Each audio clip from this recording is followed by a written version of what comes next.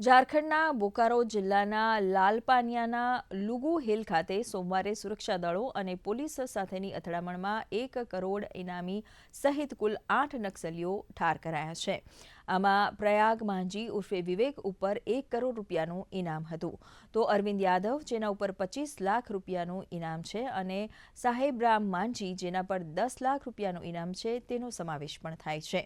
રાજ્યના ડીજીપી અનુરાગ ગુપ્તાએ નક્સલવાદીઓ વિરુદ્ધ સુરક્ષા દળો અને પોલીસ દ્વારા ચલાવવામાં આવી રહેલા ઓપરેશનને અત્યાર સુધીની સૌથી મોટી સફળતા ગણાવી છે.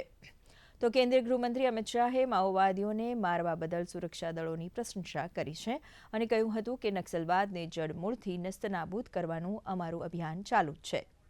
अपनी अंतिम सांसें गिन रहा है। लगभग जितने भी पॉकेट्स थे, चाहे वो गिरिडीह का इलाका हो, गढ़वा का इलाका हो, हजारीबाग का इलाका हो, बोकारो का इलाका हो, जमशेदपुर और उसके आसपास के जो चाईबासा के इलाके हैं, सरायकेला, खरसावां, इन तमाम जगहों पर लगभग जो कह सकते हैं कि नक्सलियों का खात्मा हो चुका है। एक जो पॉकेट्स बचा हुआ है वो चाईबासा का पॉकेट्स है, जहां सरंडा के जंगल के आसपास के जो इलाके हैं वहां पर नक्सलवाद जो एक अंतिम सुगबुगाहट उनकी है, छटपटाहट है, वो सिर्फ देखने को मिल रहा है। और उसी के तहत वहां से नक्सली, क्योंकि वहां पर लगातार ऑपरेशंस चल रहे हैं, सुरक्षा बलों द्वारा, सीआरपीएफ द्वारा, तमाम लोगों द्वारा वहां पर जो कमान संभाल लिया गया है और उसके बाद जो ऑपरेशंस चल रहे हैं उसके बाद नक्सली वहां से भागे थे। और उसके बाद यह भी कहा जा रहा है कि जो बिहार से झारखंड से सटे हुए सीमावर्ती इलाके हैं, जमुई, वहां से भी कुछ नक्सली गिरिडीह के रास्ते बोकारो में आकर छुपे हुए थे। उसके बाद जब पुलिस को सूचना मिली है तो सुबह करीब 5 बजे ये नक्सल के खिलाफ ऑपरेशन यहां पर चलाया गया था। करीब 2.5 घंटे तक मुठभेड़ चला है, जिसमें 8 नक्सलियों को मारा गया है। दिन में से